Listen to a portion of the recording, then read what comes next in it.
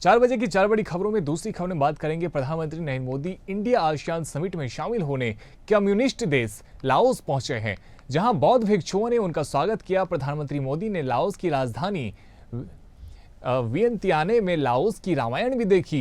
PM Modi Laos में 10वीं बार India ASEAN summit में शामिल होंगे। विदेश मंत्रालय के मुताबिक इस दौरान पीएम मोदी आसियान देशों के कई नेताओं के साथ द्विपक्षीय बातचीत भी करेंगे।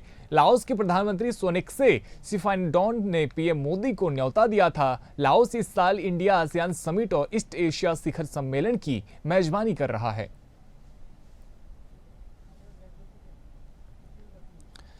हमारे साथ ज्यादा जानकारी के लिए वरिष्ठ पत्रकार सुशील वकील जी जुड़ रहे हैं।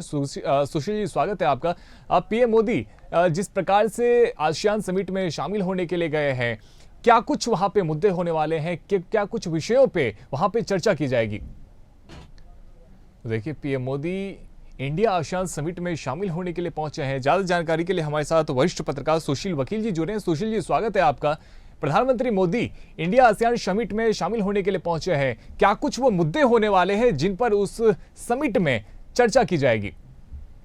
देखिए, जैसे यहाँ जारी मौजूदार जो ये मिनिस्टर ऑफ एक्सटर्नल अफेयर्स के उन्होंने बोल दिया कि इंडिया ये जो ये कॉन्फ्रेंस हो रही है, ये इंडिया इसको बड़ी अहमियत दे रहा है, क्योंकि इसमें सारा ये जो ये रिलेटेड मैकेनिज्म है, उसमें सारे बहुत सारे चीज है। इसमें पता चलेगा कि इंडिया का जो फ्यूचर कोर्स रहेगा, जो 10 एशियन कंट्री है, जिसमें Australia, China, India, Japan, India तो है ही, कोरिया है, न्यूजीलैंड है, रशिया, यूएस वगैरह है, इसमें बड़ा इसका फायदा रहेगा। और इंडिया को इससे हालांकि 10वीं मीटिंग है, इंडिया को आज जो आगे का भी पता चलेगा कि हमारी रिलेशन एशियन कंट्री के साथ कैसे रहेगी। हालांकि इसमें से जो मैक्सिमम कंट्री है, 8-9 कंट्री में से सबके साथ हमारे रिलेशन अच्छे हैं, चाइना के बगैर। चाइना के साथ हमारे अभी उतने अच्छे नहीं है। वो अच्छे इस मीटिंग में हो सकता है कि बातचीत हो जाए उस चीज पर भी कि इंडिया और चाइना के रिलेशन वगैरह कैसे रहेंगे।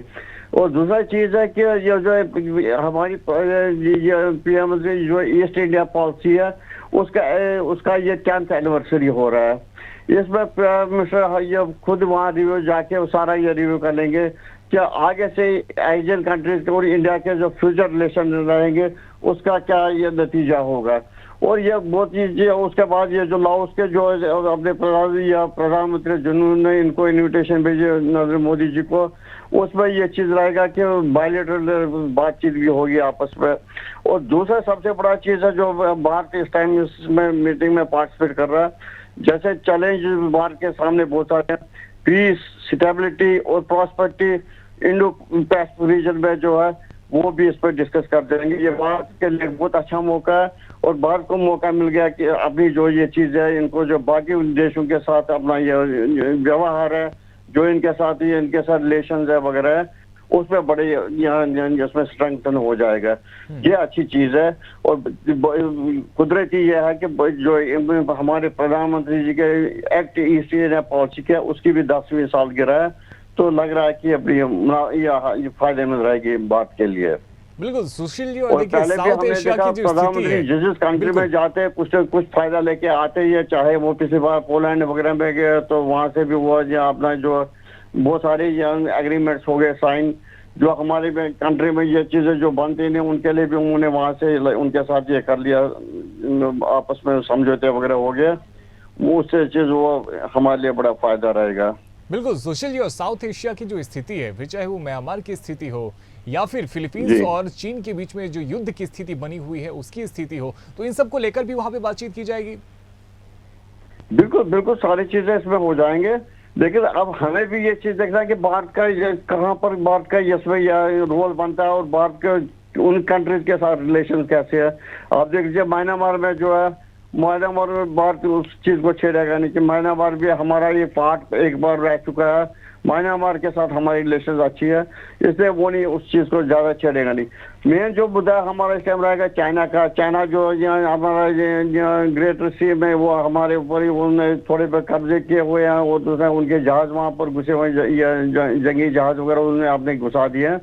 उन चीजों पे हो सकता है कि ये इस रीजन में शांति कैसे होगी, तो वो चीज का हो सकता है इसमें। जैसा रशिया भी इसमें पार्टिसिपेट कर रहा है, उसका भी अपना जो रशिया इस टाइम यूक्रेन के साथ चल रहा है उसका भी जिक्र हो सकता है। बहुत सारे मुद्दे हो सकते हैं। और अब ये चीज है कि बात अपनी जगह क्या उठाएगा, लेकिन बाकी जो 10 इसमें मेंबर्स है और 8 जो इनके वो इन्वाइटेड गेस्ट्स वगैरह है, वो किस चीज पर मुद्दा उठाएंगे तो उस पर बात अपना अटेंशन दे देगा।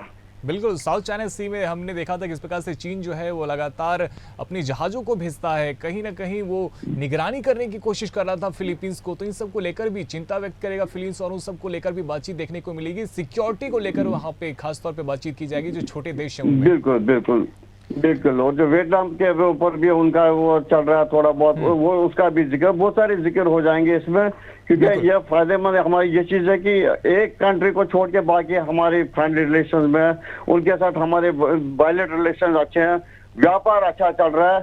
खाली एक चीज है जिसपे कंट्री है जिसपे हमारा अभी भी थोड़ा बहुत मुद्दा चल रहा है, वो है अपना चाइना। चाइना मुख्य केंद्र रहने वाला है चर्चा का। सुशील जी, बहुत शुक्रिया आपका हमारे साथ में जुड़ने के लिए। तो देखिए, अब भारत के प्रधानमंत्री नरेंद्र मोदी लाओस में पहुंच चुके हैं। वहां पे इंडिया आसियान समिट में वो शामिल हो रहे हैं। वहां पे कई मुद्दों पे बातचीत की जाएगी।